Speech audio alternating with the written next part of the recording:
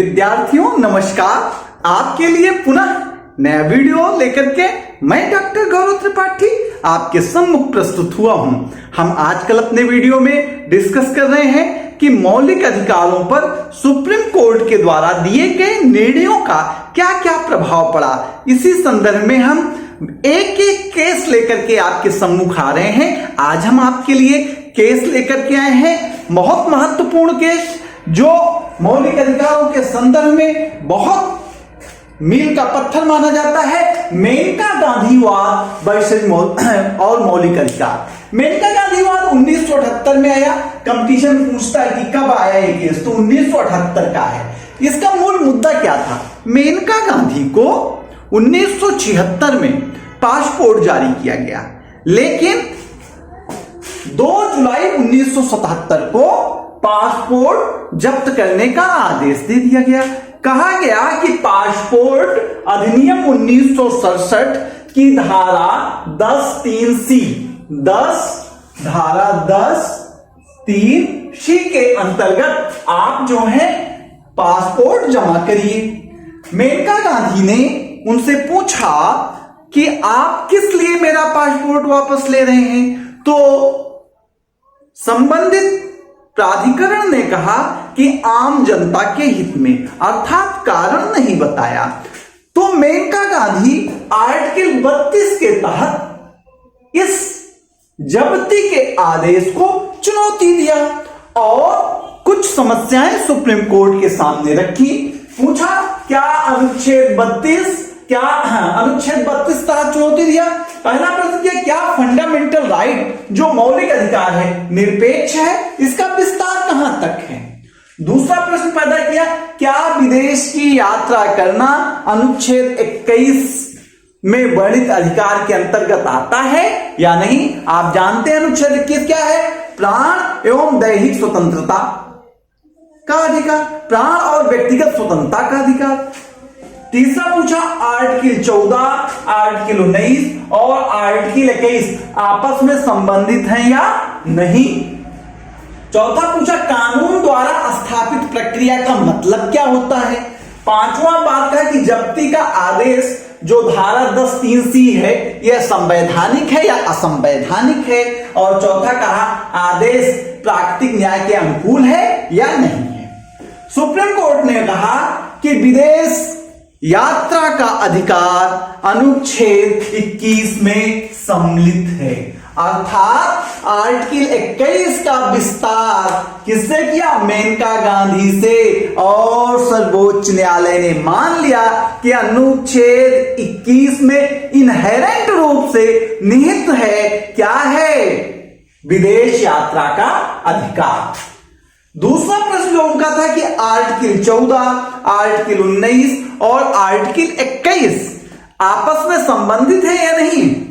चूंकि मेनका गांधी से पहले AK गोपालन का केस निर्णीत हो चुका था। AK गोपालन के केस में सर्वोच्च न्यायालय मान रहा था कि मौलिक अधिकार जो है अनन्य है और स्वतंत्र है, लेकिन मेनका गांधी के केस में 7 सदस्यीय बेंच ने यह माना कि मौलिक अधिकार आपस में अंतर संबंधित हैं और कहा कि 14, 19 और 21 आपस में जुड़े हैं और इस आधार पर एक नया सिद्धांत दिया, स्वर्णिम त्रिभुज का सिद्धांत।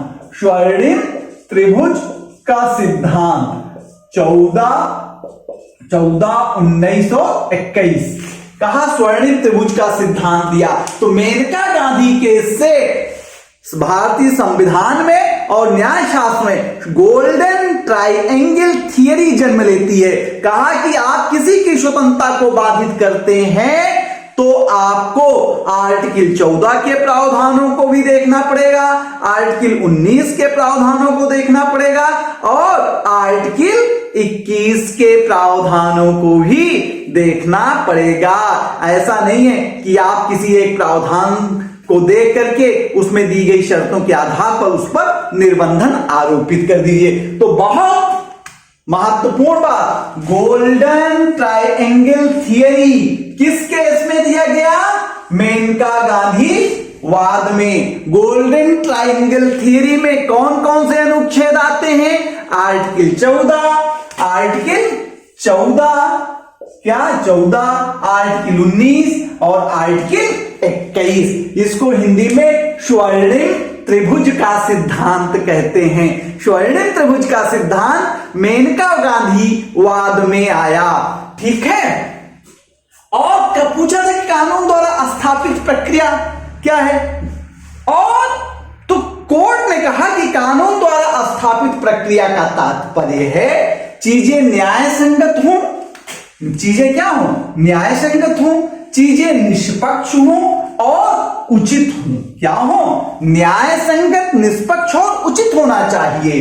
कहा और इसी के साथ due process of law, procedure established by law पहले से ही था। प्रोसीजर स्टैब्लिश्ड बाय लॉ था और due process by law, due process of law को जोड़ा और कहा कि जो जब्ती का आदेश है ये असंवैधानिक है क्योंकि निष्पक्ष और पारदर्शी नहीं है, निष्पक्ष और पारदर्शी नहीं है। और ये पूछा कि प्रादेश प्राकृतिक न्याय के अनुकूल है, तो कहा कि नहीं, प्राकृतिक अनुकूल नहीं क्योंकि सुनवाई का अधिकार नहीं दिया गया। किसका अधिकार? सुनवाई का अधिकार पीड़ित को नहीं मिला।